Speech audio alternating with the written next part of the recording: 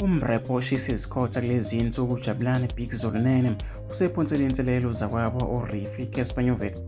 ukuba-ke ziye ngamagama enkehli kuzokhunjulwa ukuthi uCassper Nyovest uneminyaka engu-31 ngaphambi kokuginqa-ke phansi uPrike Agimoloyo oneminyaka engu-29 ngesonto eledlule kwamemezela ukuthi uma ehlulwa kule mpi uzothatha umhlalaphansi esibhakeleni kodwa uma ewina uzofuna-ke uBigzulu esenqubile-ke uCassper kuPrike akasayithi-ke akaBigzulu kodwa-ke usefuna imbangi yakhe ngokomculo u-aka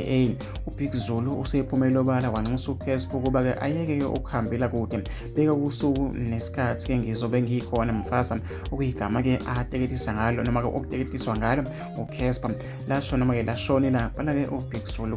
ku-Twitter lapho umrapper-ke bake bacula ndawonye engomeni kaBigzulu ethi-ke amamiliyoni yize-ke uBigzulu ewupha uCassper kodwa-ke lo mculi upha umculi we-Afro House okuNaak Music ukuba-ke abuyele eringini noma-ke abuyise ibhande ngoba akasafuna ukulifikela uNaak noCassper bayathulana phezulu eSun City ngo-April lonyaka wanqoba-ke uNaak Music